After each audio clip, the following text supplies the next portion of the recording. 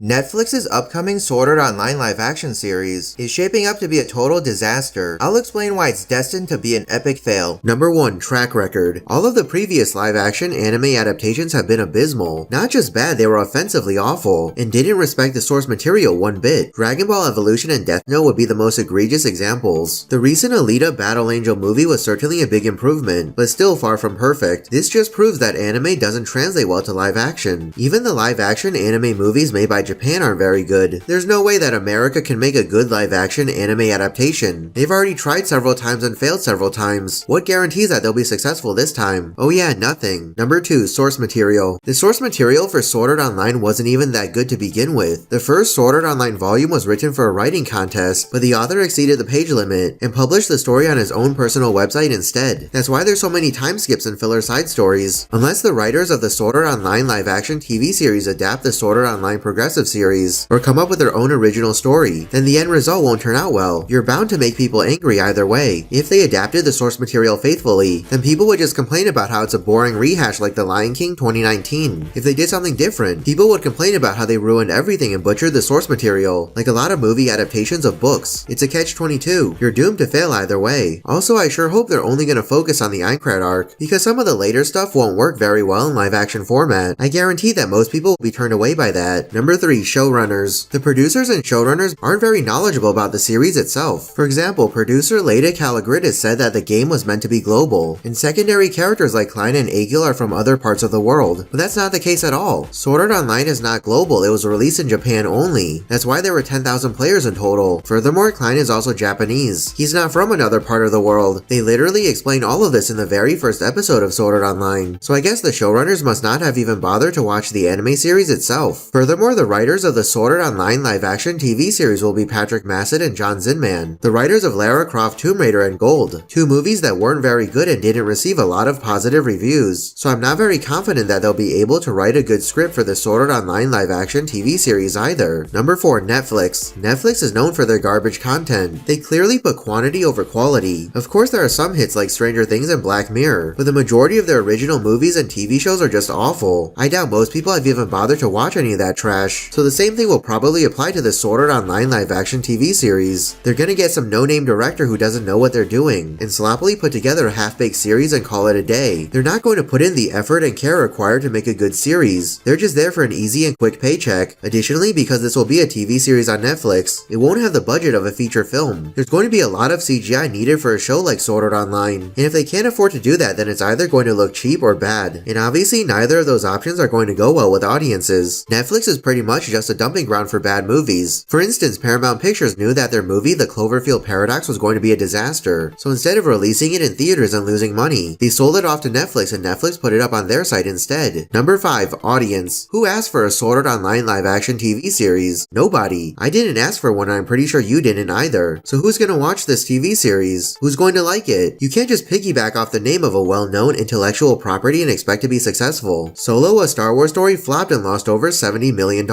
Even though Star Wars is one of the most famous franchises in movie history. Why is that? Well, it's because nobody asked for a Han Solo spin-off prequel movie that didn't even feature Harrison Ford as Han Solo in the title role. Even good movies like Blade Runner 2049 flopped and lost money because nobody was asking for that. Who was eagerly awaiting such a movie? I certainly never heard of anyone requesting that. If the Sword Art Online live-action TV series somehow turned out to be good and critically liked, then it's still not guaranteed to find an audience. The 2015 live-action Attack on Titan movies only made a combined total of $46 million worldwide at the box office, and Attack on Titan is much more popular than Sword Art Online, so if barely anyone watched the live-action Attack on Titan movies, then who's going to watch the Sword Art Online live-action TV show? Number 6. Fan service gone wrong. SAO is known for its fan service. Turning that into live-action will make it creepy and inappropriate. What might have seemed innocuous or playful in animated form could easily cross the line when portrayed by real actors. This could lead to uncomfortable and controversial scenes that alienate viewers and spark outrage. Number 7. Cringy romance. SAO's lovey-dovey stuff is gag-worthy. Live action will be even worse. It'll make Twilight look good. What do you think about the Sword Art Online live-action TV series? Do you think that it will actually turn out to be good? Why or why not? Let me know your opinion in the comments below. As you can see, the SAO live-action series is gonna be a total dumpster fire. If you're looking for a good anime live-action adaptation, then I would recommend the 2017 Ghost in the Shell movie. Here's some good things about that movie. This movie does a great job recreating the shelling opening sequence from the original 1995 movie. This movie's logo looks great. It's similar to the original 1995 movie's logo, but it looks a lot more modern and clean. Right away, we see the different viewpoints that the characters have. Dr. Ulay still views Major as a human. However, Cutter does not. Cutter just sees Major as a weapon, nothing more. This movie definitely has some very stunning visuals. The geisha bots look very intricate and detailed. It's cool to see what the technology is capable of in this movie. This movie does a great job recreating Major's rooftop drop scene from the original 1995 movie. This movie does a great job making the villain mysterious and sinister. We don't even get to see the villain's entire face. That makes it a lot more menacing. Awesome fight scene here. The geisha's head opening here was actually mechanical rather than CGI. This movie does a great job recreating Major's wake-up scene from the original 1995 movie. The city's gritty cyberpunk vibe is pretty cool. It definitely fits with the tone of this movie. It's interesting to see what the people in this movie choose to do with the technology that's available. The hologram technology in this movie is pretty cool. It's cool how the basset hound here is named Gabriel. It's a nice homage to the director of the original 1995 movie, Mamoru Oshii. I had you down as more of a cat person. The cat person part of that line is a nice touch. We later find out that Major had a cat when she was Motoko. Very sincere conversation here between Major and Dr. Ulay. It's cool how it looked like Major dived into water when she quote-unquote dived into the network. This entire hacking scene gives off a very ominous vibe. It definitely fits with the tone of this movie. It's cool how Scarlett Johansson is wearing Major's outfit from the Ghost in the Shell Arise series. It's interesting how the people in this movie watch holograms instead of watching TV. It's cool how Bato's eyes finally look similar to his eyes in the original 1995 movie. It's nice how this movie pays even more homage to Mamoru Oshii. The city looks very beautiful at night. This movie does a great job recreating that garbage man chase scene from the original 1995 movie. It even has a plane flying overhead. This movie also does a great job recreating the entire garbage man versus Major fight scene from the original 1995 movie. The way that Kuze talks is pretty cool. This movie does a great job giving Kuze a simple and believable motivation. He just wants revenge against Hanko Robotics because they ruined his life. This movie does a great job recreating Major's diving scene from the original 1995 movie. Very sincere conversation here between Major and Bato. Dr. Ulay's decision to save Major instead of killing her makes a lot of sense. Throughout the movie, we've seen how Dr. Ulay views Major as a person, not a machine. We've also seen how Dr. Ulay doesn't agree with Cutter's viewpoints. Awesome fight scene here. It's a lot like the Black Widow fight scene from Iron Man 2. That's just brutal. Furthermore, it once again shows how Cutter views machines as superior because machines will follow orders. The Avalon Apartments name here is a nice reference to Mamoru Oshii's other movie called Avalon. Awesome fight scene here between Aramaki and Cutter's henchmen. It's nice how we get to see the Basset Hound again. This movie sure likes to pay homage to Mamoru Oshii. It's cool how the spider tank is in this movie. It was also in the original 1995 movie. This movie does a great job recreating Major's arm rip scene from the original 1995 movie. Very touching moment here between Major and Kuze. Very touching moment here between Motoko and her mother. If you want to watch a decent Netflix original movie, then I would suggest Outside the Wire. Here's my review and ending explain of that movie. Outside the Wire is a 2021 American science fiction movie. In this video, I'll explain the ending, as well as some other things about the film. Let's get started. So Captain Leo goes to Victor Koval's base, and kills him and all of his people. It seems like the mission has been completed, but then there's a big plot twist. We find out that Captain Leo wanted the codes for himself, because he's planning on launching nukes towards the United States. Captain Leo took the arms dealer Oshlak's car, and they're able to track it. Harp goes after Leo, and confronts him at the silos. Captain Leo explains that he knows that he'll kill 1 million people, but it's worth it because he's saving 100 million. Harp shoots Leo several times, but that's not enough to put him down. Harp then uses the armor-piercing bullets, and is finally able to incapacitate Leo. However, there's no way to switch off the nuke. Leo says that he's doing this because he wants the world's first use of a fully autonomous cyborg to backfire. Leo wants them to shut down the program for a long time. He needs the United States to understand that these wars must end, and Leo is the face of never-ending war. Harp disagrees with Leo and calls in the drone strike. Harp knows that Leo is wrong. Humans can learn to do better, and that's the real greater good. Harp runs out of the area, and the drone strike destroys the missile, as well as Leo. Finally, the movie ends with Harp letting the others know that the mission is complete, and he's returning back to base. Harp is going home. Would war have actually stopped if Leo's plan was successful? I honestly don't think so. There's always going to be more conflicts and disputes around the world. Therefore, wars would still continue to happen. The United States would most likely just build better robots that can't have their failsafe removed, so this assures that they will always obey orders. So one of the movie's major themes is, do the ends justify the means? For example, at the beginning of the movie, Harp killed 2 Marines in order to save the other 38 Marines. Is it right to do that? Harp thought that this was the correct decision to make at the time, but after experiencing war firsthand, Harp's viewpoint has drastically changed. He no longer thinks that this belief is correct, hence why he stopped Captain Leo's plan of nuking the United States and killing 1 million innocent people. Another important theme throughout the movie is is what it means to be a human, especially because Leo is a robot. Anthony Mackie talked about this in an interview with Screen Rant. A big thing for me was just the robotic and mechanic nature of being a cyborg, but also emotionally keeping him available and open. Mikhail and I talked about the idea of this guy coming across as a human, looking like a human, but when he fights, he's a cyborg that reacts and creates as a reaction to the person he's fighting. He learns from the person that he's fighting so he can attack their style. So that was something that we talked about and we worked on. I did a lot of yoga to try and figure out all those poses and moves, and all that kung fu stuff. Furthermore, the robot soldiers in this movie are called Gumps. The design of the Gumps are based on the robots from Boston Dynamics. In an interview with Sci-Fi Wire, director Mikhail Hafstrom explained that a video of the dancing Boston Dynamics robots inspired how the Gumps in the movie look. Additionally, there's a scene in Outside the Wire where Leo and Harp are walking through the forest. Leo said that he was chosen as a black man because the government wanted to convey neutrality. In the same Sci-Fi Wire interview, Mikhail Hafstrom stated that the script didn't mention anything about anyone's race. It was specifically changed after Anthony Mackie came on board. Moreover, the filmmakers auditioned several different actors of various races. For the character of Harp, ultimately Damson Idris was chosen because the director met him over Skype and he felt that he was the right guy for the role because he had a lot of humor and charisma. Harp doesn't actually have a lot of action scenes in the movie. This was intentional and done to make the character feel real. The filmmakers wanted Harp to be very different from Leo. He's heroic in his own way. He's not a frontline guy like Leo is. Harp is a drone pilot, so it wouldn't make any sense if he suddenly became a big action hero without any training. Damson Idris believes that the bank scene, when Eckhart calls in the drone strike, is the moment when Harp really sees the perils of war. That's the turning point in the movie for Harp. Damson Idris hoped that the audience would see Harp as themselves. Speaking with Looper, Damson Idris was asked what he wanted audiences to take away from the movie. He responded, "Above all things, I want people to understand this is a fun, action-packed movie. And although it has something to say, a couple things. I want the audience to be entertained. When you switch on Netflix on Friday, I want you to have your popcorn ready. I want you to have your family around you. And I want you to be ready to be thrilled and entertained." Oh, and Harp's nickname in the movie is Gummy Bear, or at least that's what his fiancée calls him. Harp most likely got this name because he likes eating gummy bears, as we saw in the opening scene. Since Leo is a robot, this character is very similar to the Terminator. Anthony Mackie talked about this in an interview with Uprocks. Here's what he said. "Oh yeah, when I first read the script, that was something that stuck out to me as something I was excited about, because growing up being a movie fan, I love those movies. As a young actor, you always say who you want to be when you grow up as an actor, and my answer was always Wesley Snipes. I feel like this movie was the quintessential Wesley Snipes movie. This is my Mr. Holland's opus to Wesley Snipes." In a separate interview with Screen Rant, Anthony Mackie explained that he specifically wanted to bring humanity to the character of Leo. I feel like for Leo, a lot of times we don't think about how our actions affect us in society. We think about how society dictates our actions. A lot of times, we should be responsible for how we act in our different walks of life, instead of being reactionary. I just wanted to make that point. I wanted Leo to be very forthcoming and aggressive and proactive on how he affects the world, and not let the world affect him. Prior to Outside the Wire, director Mikhail Hafstrom mostly made horror and thriller movies, which is much different from a science fiction movie. Mikhail Hafstrom said that he wanted to do something that he's never done before, and the characters and story appealed to him, so that's why he decided to direct Outside the Wire. Mikhail Hafstrom would be interested in doing more science fiction movies, as long as he has the right story and characters. It doesn't seem like this is the type of movie that will get a sequel, but if you want to see more of Anthony Mackie, he has several upcoming projects. He'll be starring in the psychological thriller film The Woman in the Window. He'll also be in The Falcon and the Winter Soldier, which is scheduled to premiere on March 19th, 2021 on Disney+.